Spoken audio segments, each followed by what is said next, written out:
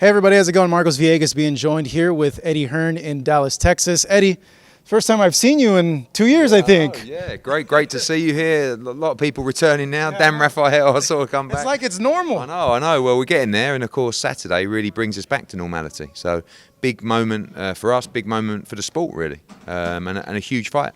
Let me ask you this: with the amount of people there, you know, obviously Texas is open up; they're allowed to bring people in. But is there a worry on your end about having that many people there? Not really. I mean, I think we have to leave it to the experts, don't we? You know, I don't really know a lot about what's right and scientific on this stuff. What I do know is that the cases here are continuing to fall. The vaccinations are going through the roof, and the state believes that it's safe and proper to bring people back to live sporting events, of which there's been a lot of. This is just the biggest so far. So we want to thank the AT&T Stadium, Jerry Jones and all those guys. And, of course, there are rules in place on Saturday. And what I found, Marco, to be honest with you, is like in a lot of these states that are open, people are they follow the rules. Like when I first started going to Florida and found out it was open, I thought it would just be madness, you know. Kind of is, though, isn't it? Not really. People have their masks on, you know, people are practicing social distancing where they can. And Wait, what part of Florida did you go to? Miami? Yeah, everywhere in Florida. And of course this Saturday as well, you know, we had Chocolatito fight here a couple of months ago. Same kind of thing. So it's policed by the stadium and people got to follow the rules. Of course that's sometimes difficult, but, you know, the state feels that it's very safe for it to be open, and so does 70,000 people. So we're obviously on the right path. It's crazy just to think that many people are going to be here on Saturday, because we haven't had a crowd like this since, when was the last time Canelo fought that he had a crowd like this? Like you got to go back to Liam Smith. Yeah. I mean, you know, that was I think 48,000 or 50,000. So we all know that these crowds don't really exist in boxing outside of really Canelo and Anthony Joshua. I mean, they're the guys that are consistently have the ability to do 40, 50, 70, 80,000. So it's quite unique. But it's great that the world will be watching, and boxing is at the forefront of that, you know. So I think it's a big moment for the sport, and I think it's going to be a great fight. The tension, I don't know if it really was tension or just Billy Joe just kind of, you know, spicing things up between himself and him saying that, oh, you're back in Canelo, you're back in Canelo. Yeah. What was that, real tension, real frustration on his end? Yeah, probably. It's always horrible promoting two guys in a fight, because I like to be the guy that makes a fool out of himself and jumps in the ring after and celebrates, and I like to wear my heart on my chest. Genuinely, like, someone's going to win on Saturday and I'm going to be delighted for them, and someone's going to lose and I'm going to be gutted for them. But it's not about making friends. Canelo asked me to make the Billy Joe Saunders fight. Billy asked me to make the Canelo fight. I did my job. You know, I want to make sure that everyone's comfortable and happy and they think it's fair, of which everyone does. Good luck. You know, now's your chance to go and, Billy, just do what you said you could always do. Canelo, prove yourself as pound for pound number one. Over to you. Have you had a chat with him about all that? Yeah, I have, and his dad as well. You know, and I think that a lot of the concerns that they had have been addressed. So, you know, I think maybe part of it, like you said, is kind of like just to feel like the underdog. You know, back against the wall. It's us against the world, and that's what Billy likes, and that's why he's dangerous in this fight, because he won't be bothered by the crowd. He won't crumble under the pressure. He'll be as good as he can be. Now, if that's good enough, we'll see on Saturday. Do you think it'll be good enough? I think it's the toughest fight for Canelo in the division. I think Billy Joe has the style to cause anyone nightmares. You just never know till you're thrown in to that spot. You know, if you look at Billy's resume, you say, okay, he hasn't boxed anyone of the level of Canelo Alvarez, but he has beaten people very well. You know, he is undefeated. He is a two-weight world champion. You just never know how good someone is till they step up to that level. He believes he's good enough to mix it with Canelo. But, you know, only time will tell. This, you know, it's two things. Like the position that you're in, you kind of have to like do a balancing act, you know, because you don't want to offend anybody, you know, and you don't want to show favoritism to one side or the other. You know, so the other fault too. And people message me, show some. I was like, I am showing support. I got him the bloody fight, you know. And also as well, Canelo gets a lot of attention. Billy went for a stage where he didn't want to do any media, so Canelo was doing all this media. So all these articles are on Canelo, the posts from us about Canelo.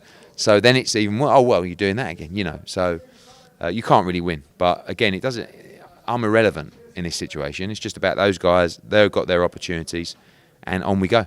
So what happens after this fight in terms of Canelo? Like, do you have anything locked down, or it's still kind of like in the You air? know, like we had a 2-fight deal for Yildirim and Billy Joe Saunders. You know, I've seen a lot of things that he said about me, you know, wanting to work with me moving forward, which is extremely flattering. Again, we'll see what happens on Saturday, but I would love to work with Canelo, you know, for the rest of his career, win, lose or draw on Saturday. So he's a great fighter, great person, and I've enjoyed the process. I think we've done a tremendous job. I think he's enjoyed it, and we'll see what the future holds. So nothing concrete, nothing on paper at this point. No, So after this, he's kind of free to do whatever. absolutely.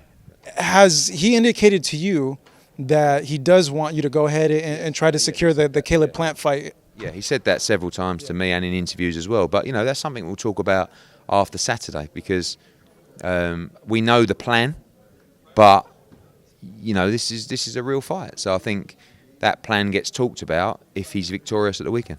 How say he does retain you, and just to let some of the viewers kind of know, like, how difficult would it be to make the Caleb Plant? Would it be something rather difficult or not? A lot depends on Caleb Plant's mindset and attitude, really. I mean, basically what's going to happen is the numbers on Saturday are going to go through the roof everywhere in the world on DAZN, and DAZN are going to make a major play to try and do that fight.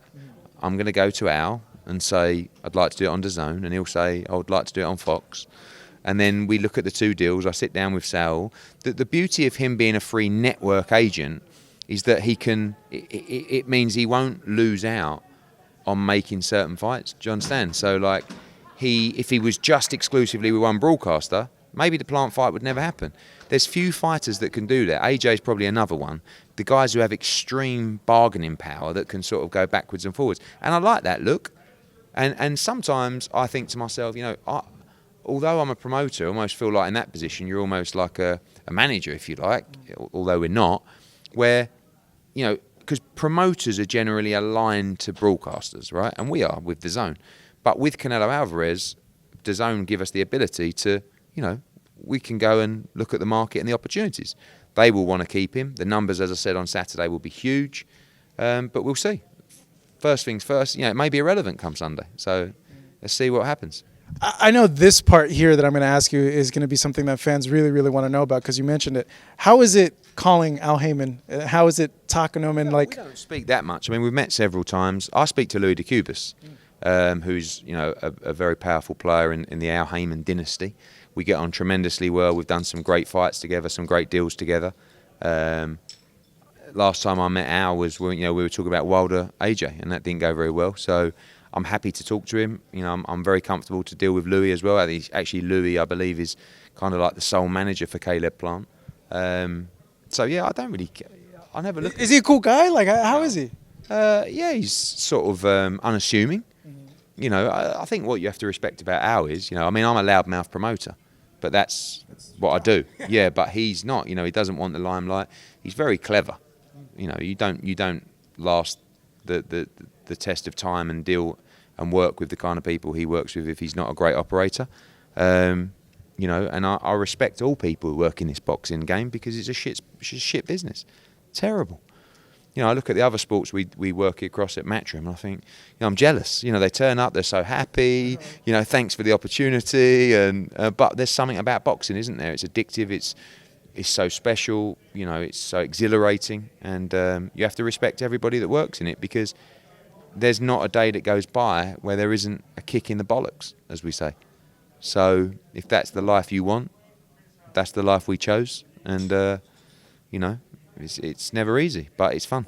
Yeah, I always wondered why boxing attracted the most craziest characters and people. No barriers to entry. You know, if you look at some sports, you might have to go through a qualification system or a licensing system. Anybody can become a boxing manager, right? Anybody, you know, you have to get a license to promote shows, but generally, you know, and that's the same in the UK. You know, you've got people who are managing fighters who might have had another business selling cars, or like, it's crazy. But it is seen like the qualifications of some people that Yes. are in the sport, and you're like, wait, you did what before? But And I think that when you look at it, they look from the outside and go, that looks fun. Oh, I'm going to manage a few fighters, you know, and there are some interesting characters in the game. It's just too many to count, to be honest. I want to touch on your other fighters and get like an update on what's happening with them. First off, what's going on with Gennady Golovkin? Gennady Golovkin's talking about fighting Murata in December. You know, was quite vocal after the Andrade fight, where I just feel that fight's there to get made with Golovkin and Andrade. I see, you know, Golovkin would be a favourite in that fight. We're looking for that opportunity for Demetrius Andrade, but I think Gennady may end up, you know, I know we're only in May now, but, you know, September, October is going to come around quite quickly, and that's when camp would start for his fight with Murata in December. So I think that's a big focus for him. Japan? Yes, yeah. That's a big fight for Murata because he packs him in over there. Golovkin is a huge star, you know, and as well in Japan. Mikey Garcia, what's the status with you guys and him? Yeah, he's here. He's been asking for us to do something with him.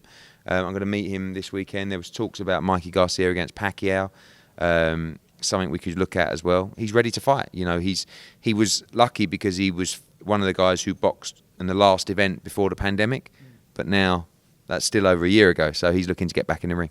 You guys still have the first right of refusal with him on his contract, right? Yeah. But I think, you know, he's very happy with what we did around the Vargas fight. I think he's seen what we've done with Canelo, so he's, you know, he wants to work with us moving forward.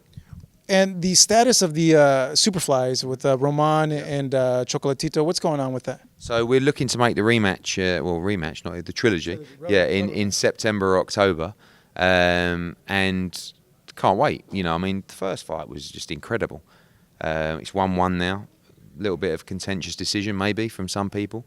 Looking to make that, and then Rungvisai would fight Quadras on the undercard, and then the winners would fight the winners. So that's hopefully lands in California in September.